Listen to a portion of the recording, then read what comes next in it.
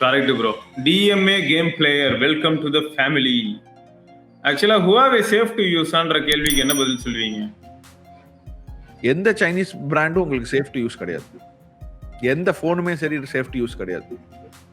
It's not about அதே time தான் bro திரும்ப இன்டர்நெட் யூஸ் பண்றோமா, ஸ்மார்ட் கேட்ஜெட்ஸ் யூஸ் பண்ண ஆரம்பிச்சிட்டோமா, ஸ்மார்ட் போன் யூஸ் பண்ண ஆரம்பிச்சிட்டோமா, அவ்வளவுதான். நம்மளுக்கு அது ஹெல்ப் பண்ணுதா, அதுக்கு ஆப்போசிட்டா அது வந்து நமக்கு ப்ராப்ளமும் பண்ணும்.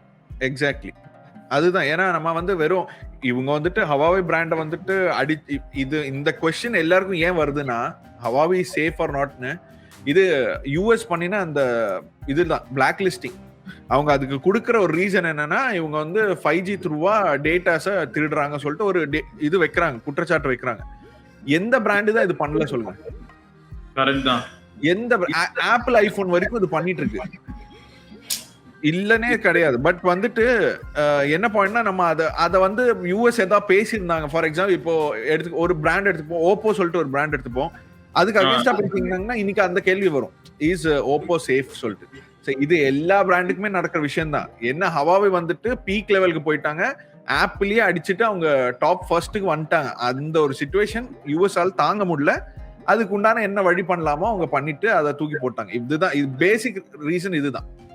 ஆனா இது சொல்லாம அதோட சேஃப்டிக்கு மேலேயே क्वेश्चन பண்ணிட்டு இருப்பாங்க அவங்க. So we cannot bro. அதான் இது பிசினஸ் காம்படிஷன் எப்படி நம்ம காம்படிட்டரை ஓவர் கம் பண்றதுன்னு பார்த்தாங்க.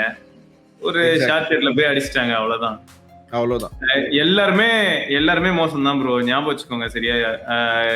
பார்த்துட்டு இருக்கவங்க எல்லாருக்கும் சொல்றது என்னன்னா, ஸ்மார்ட் போன்ஸ் எதுவா இருந்தாலும் சரி, எந்த பிராண்டா இருந்தாலும் சரி, எல்லாருமே வந்து பாத்தீங்கன்னா லாபத்துக்காக தான் பண்றாங்க. யாருமே வந்து மற்றவங்களுக்காக இந்த மாதிரி இந்த பையன் நல்லா இருப்பான், அந்த பையன் நல்லா இருப்பான், அந்த பொண்ணு நல்லா இருக்கும், அவங்களுக்காக அவங்களோட வாழ்க்கை நல்லா இருக்கும் அப்படிங்கிறதுக்கெல்லாம் பண்ணல. அப்படிங்கிறதுக்கெல்லாம் பண்றதா இருந்தா ப்ராடக்ட்லாம் இப்போ வேற மாதிரி இருக்கணும். பட் இப்போ பாருங்க, கம்ப்ளீட்டா வந்து நமக்கு என்ன ஃபீச்சர் வேணும் வேண்டாம் அப்படிங்கறத பத்திலாம் யோசிக்கல.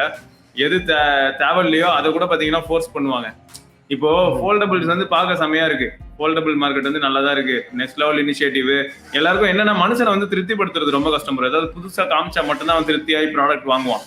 அதனாலதான் அவங்க என்ன பண்ணாங்கன்னா, அமைதியா 2 கேமரா இருந்தது, அப்புறம் 4 கேமரா 3 கேமரான்லாம் மாறிச்சு இல்லையா. அதுவே அந்த கேட்டகரி தான். இதுல வேற 4 கேமரால 2 கேமரா பாத்தீங்கன்னா 2 MP இருக்கும். அதுலயும் இன்ஃபினிக்ஸ்லாம் தெய்வம். அதுல 2 கேமரா எதுக்கு இருக்குன்னு யாருக்குமே கண்டே பிடிக்க முடியாது. ஏஐ கேமரான்னு போட்டு வச்சிருப்பான், அதை எங்கேயுமே நீங்க ஆன் கூட பண்ண முடியாது. ஸோ இப்படிலாம் வந்தது எதுக்குன்னா இதே தான், இந்த ஸ்டண்ட் தான். ஸோ மொத்தம் எல்லாருக்குமே என்னன்னா, அவங்க ப்ராடக்ட் விற்கணும், அவங்களுக்கு ரெவன்யூ ஜென்ரேட் ஆகணும், business end of the day, that's it. உங்களுக்கு வந்து யார் சேஃப், யார் உங்களை பாதுகாப்பா அப்படின்லாம் யாருமே கிடையாது. யாருமே உங்களை பாதுகாக்கிறதுக்கு இங்க வரல, காசு பண்ணதான் வந்திருக்காங்க. எல்லாருமே அப்படிதான் ப்ரோ.